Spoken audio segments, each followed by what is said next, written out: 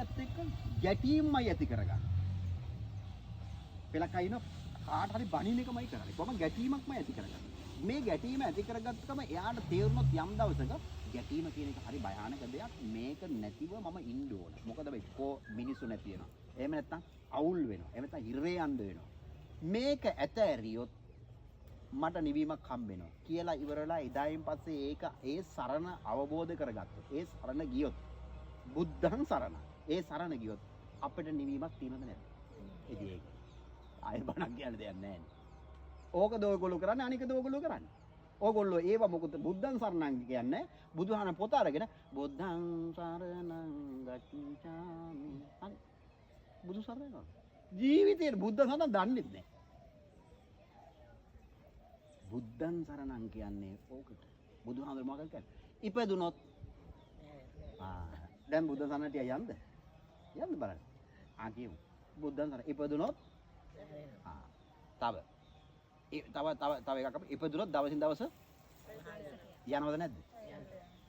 ඉපදුනොත් ලෙඩ වෙනවද නැද්ද? ඉතර. ඉපදුනොත් ප්‍රශ්න වෙනවද නැද්ද? වෙනවමයි. පැහැදිලි මං කියන්නේ. ගැටලු වෙනවමයි. වෙන්න නැති කෙනෙක් මේ ලෝක ධාතුවේ කොහෙවත් නෑමයි. පැහැදිලි කියන්නේ. මෙන්න මෙව්වා විවාහ වුණොත් ගැටලු අඩු වෙනවද වැඩි වෙනවද? වැඩි වෙනවමයි. ඒක ආයි කතා කරන්න දෙයක් නෑමයි. දැන් ඔයාලා ගාන ටීවී එකේ තියෙන මං අහලා දිනවා දෙමව්පියන්ගේ හොඳම දේ කාටද? දරුවන්ට. මට කියන්න ඇත්තමද නැද්ද කියලා. දරුවන්ගේ හොඳම අම්මගේ හොඳම දේ දරුවන්ට. එහෙම කියලා මොකක් කරනවද අම්මලා? හොඳම කොල්ලෙක් හරි කෙල්ලෙක් හරි මේ එන්නේ කියලා අර දරුවෝ දෙන්නත් මොකක් කරනවද? අන්න හරියටම හරි. හැබැයි ඒ වෙලාවේ කියනවා හොඳම දේ.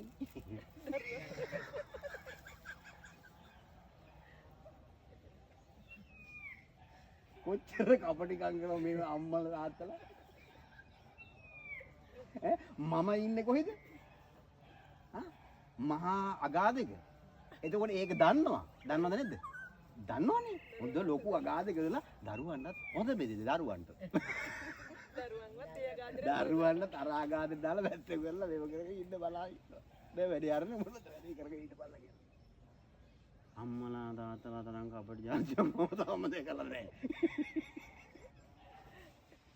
ඒක වහලා ගැන හරියට ඉවසනවා. තේරෙනවද? Tamanටත් ඒකේ දිටදම වේදිනිය පළ ලැබෙනවනේ. ඇයි ඒ දරුවා ඊළඟට කියලා කෙල්ල දාලා ගියේ. ඇත්ත. අම්මා මල කෙලියයි. දැන් ඉතින් ගෙදරවත් වරේ. දැන් ආයේ කන්න දෙන්න ඔක්කොම කරන්නේ කවුද? ඇයි හරි හම්බෙලා පරිප්පුව. අම්මේ හොඳම දේ දරුවන්ට නම් දරුවා මොනව කරන්න ඕනද? මාන කරන්න. දරුවා මාන කරන්න. පුතේ අපිටත් වැඩේ අවුල් ගියා උඹලවත්. සතර ගොඩ ඵලයල්ලා මෙන්න මාවත උඹලට කියලා දෙන්න. ජීවිතේ බුදුන් වහන්සේ දේශාව දහලා ඒ ධර්මය අවබෝධ කරගන්න. ගොඩද නැද්ද? ඔක්කොම ගොඩ.